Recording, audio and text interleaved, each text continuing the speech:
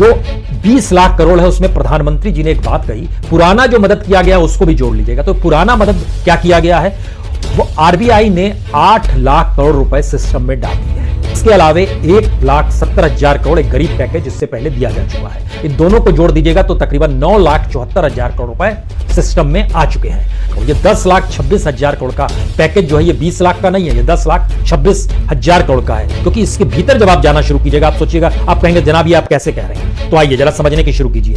6 फरवरी को आरबीआई ने लिक्विडिटी जो इंजेक्ट किया सिस्टम में वो 2,80,000 करोड़ का था। 27 मार्च को फिर लिक्विडिटी जो डाली सिस्टम में वो 3,74,000 करोड़ की थी। इसके बाद जो रेपो ऑपरेशन था जो टारगेटेड लॉन्ग टर्म का था उसके जरिए तकरीबन 1 लाख करोड़ रुपया फिर आरबीआई जो रीफाइनेंसिंग थी सिडबी और नाबार्ड को दिया गया, उसमें भी 50,000 करोड़ रुपए डाले गए।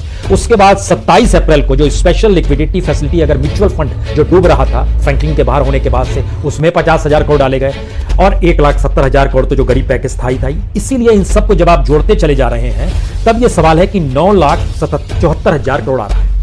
अब सवाल है ये 10,26,000 करोड़ का जिक्र इसके बाद क्या वाकई सरकार के पास पैसा है या नहीं है? पैसा नहीं है सरकार के पास।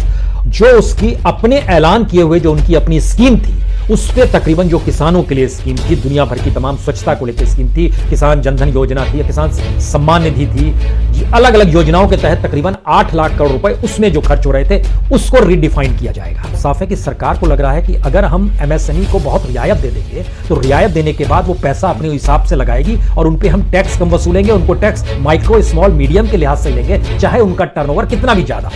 लेकिन मुसीबत क्या है? मुसीबत तो इस देश के 100 करोड़ से ज्यादा लोगों की है, जेब में पैसा नहीं है, घर में अनाज नहीं है और वो मार्केट में खरीदने, मिडिल क्लास के सामने संकट है, वो मार्केट में अब खरीदने क्या जाएगा? तो एमएसएमई वाला क्या बनाने जा रहा है जिसके जरिए वो मार्केट में जब प्रोडक्ट लेकर आएगा तो वो बिक जाएगा? क्योंकि सच तो यह भी है कि एमएसएमई से जुड़े हुए मैन्युफैक्चरिंग सेक्टर 31%, ट्रेड सेक्टर 36% और बाकी सर्विसेज 33% जो है, इसमें से मौजूदा वक्त की स्थिति जब हम आज स्थिति आपसे बात कर रहे हैं तो सिर्फ 7% एमएससी ही है जो कि सर्वाइव करने की स्थिति में है। लेकिन सवाल यह है कि इस देश के भीतर में जितने लोग भी नौकरी करते हैं उन नौकरी करने वालों को लेकर एक सीएमआई का डाटा भी आया है। लेकिन उस डाटा जो सीएमआई गवर्नमेंट का डाटा है वो डाटा बताएं उससे पहले एक चीज और समझ लीजिए। जो अजीम प्रेमजी यूनिवर्सिटी की रिपोर्ट आई है उसमें बहुत साफ बताया गया है कि जो वीकली अर्निंग थी, एक हफ्ते में जो कल तक कमाते थे 2,240 रुपए, अब कमा रहे थे 218 रुपए। स्थिति इतनी नाजुक हो गई, यानी कल तक एक दिन में 320 रुपए मिलते थे, आज 30-31 रुपए मिल रहे हैं। और जितनी बड़ी तादाद में इस देश पर असर पड़ा है उसमें 51% सैलरी वर्कर जो है उसकी या तो सैलरी कट गई है या उसको सैलरी उसके खाते में अभी तक नहीं आई है। 80% अर्बन और 70% रूरल इलाके जो हैं, रूरल इलाकों में जो लोग रहते हैं पहले से कम खाने लगे हैं, यानी घर में जो खपत होती थी उसको बचाने लगे हैं। ये स्थिति इस देश के भीतर में आ गई है। और सरकार से पैकेज जो ऐलान हुआ है इससे पहले उसके बारे में उसने एनालिसिस करके बताया कि शहरी क्षेत्रों में सिर्फ 36% को और ग्रामीण इलाकों में 53% को, इतने को ही पैकेज का लाभ मिल पाया है। और सरकार के पास जब हम जिक्र करते हैं पैसा नहीं है तो आप सोचिए कि उत्तर प्रदेश सरकार ने जो सरकारी कर्मचारियों को 7 अलाउंसेस मिलते थे खत्म कर दिए। सरकार यानी योगी सरकार इससे लगभग 1,500 करोड़ रुपए बचाएगी, यानी अब बचाने की परिस्थिति में है। तो ये सरकार ने जब ऐलान किया 20 लाख करोड़ रुपया हम पैकेज दे रहे हैं तो उसके भीतर का सच जरा जानना शुरू कीजिए। पैसा है नहीं तो आप दे कहां से रहे हैं? और अगर दे नहीं पा रहे हैं तो फिर इन बातों का ऐलान क्यों कर रहे हैं? क्योंकि बीएसएनएल में लगभग 80,000 कर्मचारियों ने वीआरएस के लिए अप्लाई किया था, वीआरएस का पैसा किसी को नहीं मिल पा रहा है, वेतन ही दे पाने की स्थिति में नहीं आ पा रहे हैं। किसी भी सरकारी बाबू से पूछिए तो वो सीधे तौर पर बोलता है हमारा तो 3 डीआरए चला गया। लेकिन नौकरी गई किस किस उम्र की कितनी है?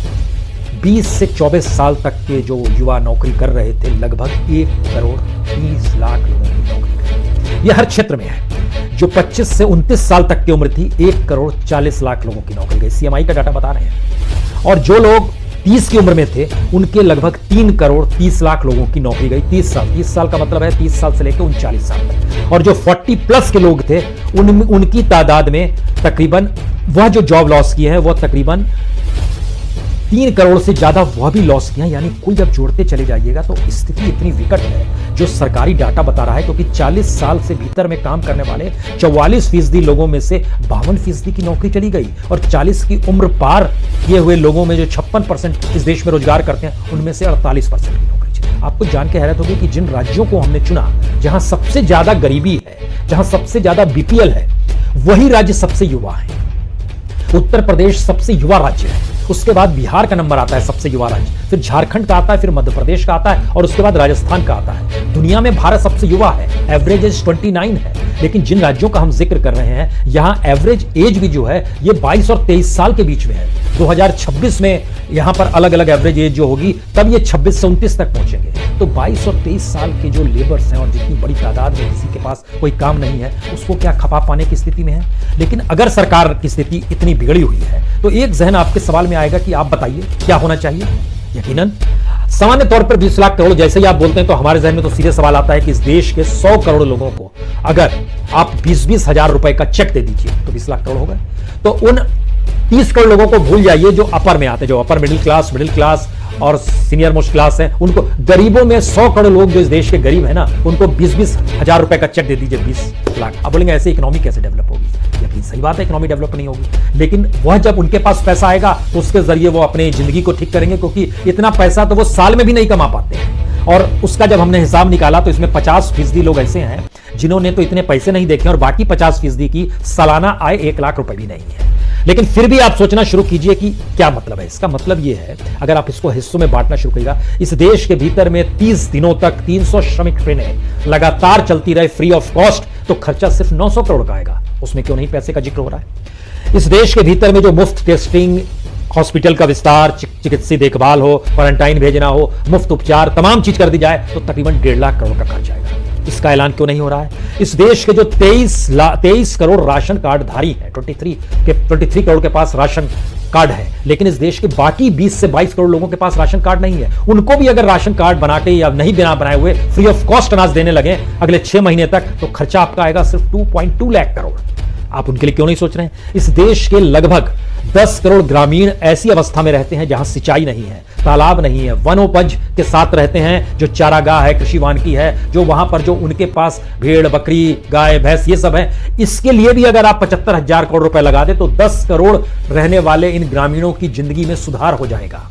और इसके पैरेलल में जो शहरी तौर पर बेरोजगार हुए हैं, जिस तरह आप गांव में मनरेगा चलाते हैं, 100 दिन का काम देते हैं, हर को 200 रुपए देते हैं, अब आपको शहरी तौर पर इस तरीके से मनरेगा लाना पड़ेगा, जहां पर हर बेरोजगार को आप 400 रुपए प्रतिदिन का दे दीजिए, 500 रुपए तक का दे दीजिए। 400 और 500 की परिस्थिति में अगर आप शहरी बेरोजगारों में ये देना शुरू करेंगे तो भी आपके ऊपर जो बोझ है वह तकरीबन 3 लाख करोड़ से ज्यादा का नहीं आएगा।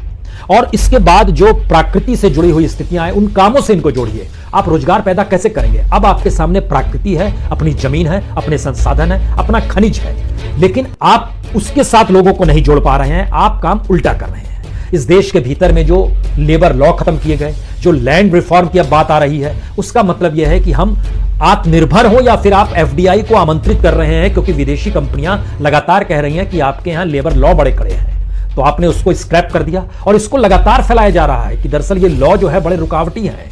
अब सवाल ये आ रहा है कि क्या वाकई आप आत्मनिर्भर होना चाहते हैं, या इस देश को आत्मनिर्भर शब्द कहकर विदेशी पूंजीपतियों को एक स्पेस देने का रास्ता खोल रहे हैं, जिससे वो किसी तरीके से आए, क्योंकि सरकार और सत्ता कोई जिम्मेदारी लेने को तैयार नहीं है। और जब वो जिम्मेदारी नहीं लेगी तो फिर आपको अलग अलग हिस्सों में पैकेजेस ही आप बांट सकते हैं। एमएसएमई को इतना पैकेज दे दिया, राशन दुकान को इतना, एफजीआई गोडाउन में इतना डाल दिया, इंडस्ट्री को इतना, कॉर्पोरेट। तो इससे पहले आपने कॉर्पोरेट को पैसा दिया है, वहां जब पंप किया, उनका टैक्स कम किया, उसके क्या लाभ मिला? कोई लाभ नहीं मिला। इससे पहले आपने बैंक रिफॉर्म के लिए पैसा दिया, क्या लाभ मिला? कोई लाभ नहीं मिला। रियल एस्टेट को पैसा दिया, क्या लाभ मिला?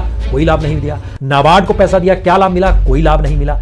और एनबीएफसी को पैसा दिया आपने, सभी को दिया है पैसा, लेकिन कोई लाभ नहीं मिला। और स्थिति यह है कि आप दरअसल उस इकोनॉमिक्स को समझते ही नहीं है जो ह्यूमन रिसोर्स से जुड़ा हुआ है। और ह्यूमन रिसोर्स से जुड़ी हुई इकोनॉमी अगर नहीं समझ में आएगी तो आत्मनिर्भरता सिर्फ एक शब्द है।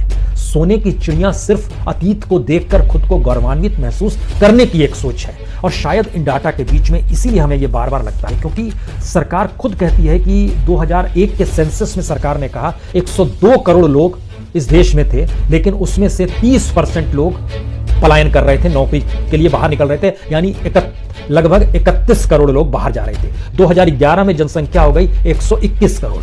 तब आपने कहा कि लगभग 45 करोड़ लोग बाहर जा रहे थे और 37% लोग। और आज की स्थिति यह है कि जब 130 करोड़ हो गए हैं तो ये लगभग 48 करोड़ से ज्यादा लोगों की आवाजाही जिले से बाहर, राज्य से बाहर, देश से बाहर, यह स्थिति आ गई है। और सिर्फ उत्तर प्रदेश जैसी जगह में और बिहार जैसी जगह में अगर इन दोनों राज्यों को ही मिला दिया जाए, सिर्फ यहां से पलायन करने वाले लोगों की तादाद 10 करोड़ के लगभग अगर है, अलग अलग जगहों पर बिखरे पड़े हैं ये लोग, और सरकारी आंकड़ा बतलाता है कि लगभग 6 करोड़ लोगों का पलायन इन दोनों राज्यों से दूसरे राज्यों में हुआ है। तो उनको वापस लाया जाए, या वो वापस कैसे आएंगे, या वो जहां पर है वहां पेट भर पाएंगे, या वहां से जब वापस रिवर्स माइग्रेशन में गांव आएंगे वहां कुछ दे पाएंगे, कोई प्लानिंग नहीं है। और अगर ये प्लानिंग नहीं है और अगर ये स्थिति नहीं है तो इसका मतलब ये है कि हम लोग वक्त काट रहे हैं। कल्पना कर रहे हैं, हर साल 20,000 कंपनियां ने खुद को दिवालिया घोषित कर दिया क्योंकि इकोनॉमी अनुकूल नहीं थी। इस देश के कॉर्पोरेट्स ने, और एक लंबी फहरिस्त है जो कॉर्पोरेट्स और इंडस्ट्रियलिस्टों के बीच की भी जो संकट में इस दौर में आई है। तो हमने नियम ऐसे राहत वाले बनाए जिसमें बैंक से लोन लिया हुआ रईस बाहर भाग जाए। बैंकों को हमने मर्ज कर दिया। बरसों बरस से एक बैंक में काम कर रहे कर्मचारियों को अपने बैंक और उसकी पॉलिसी को लेकर जो सोच होती थी मर्जर के बाद वह भी खत्म हो गई। हैब्सर्ड वे में किया गया।